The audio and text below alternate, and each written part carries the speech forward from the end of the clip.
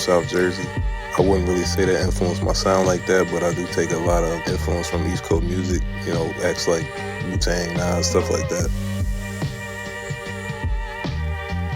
Some of my favorite producers, I have to say Apollo Brown, Alchemist, RZA, Knife Wonder, and DJ Premier.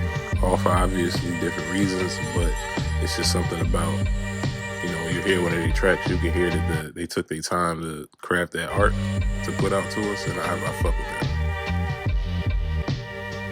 that. Just as a producer, we all have these little things that we may hear when we're trying to construct something in our head, and then we just playing around with it and adding on there, and then, you know, the further into getting the beat, you may want to do this or do this here, and it just might be something that nobody else would have thought of. Like if you and 5 other people take the same sample and are instructed to make the same type of beat, everybody's shit gonna sound different.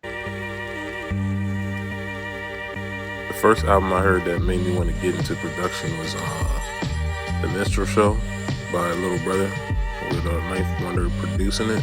And it was just like, at that time I had just started focusing on like listening for stuff and listening to how, you know, this might have been constructed. And it's just, he's a master of his craft, and it's just hearing that kind of blew my mind a little bit and made me want to be like, I wonder if I can do that, or at least try to make something like that. And then it went from there. If I could work with any artist from any era, I would definitely want to work with Wu-Tang. Definitely ODB for sure. And then that's really all I need for real. Maybe make a couple tracks with Onyx. That'd be fire. One thing I learned from hip-hop is that it can be really helpful in you just finding out who you are and helping push towards that, like in various aspects of life. Like help you with your creativity, honing in on that skill in a way that you may not have other ways been able to do it.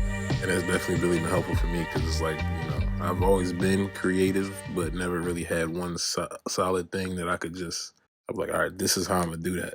And with music, it's like I could just sit down on my laptop for hours and just create and just see what I come up with. If I don't like something, I toss it, go to something else. Maybe I thought about something for the thing I tossed, and it's just like, it keeps your brain active, and it's just good. It's a good feeling when you get your track done and you might get it out to a rapper, get that song back. There's no better feeling than that, for real. I'm Digg Jones, and this is Culture Keepers.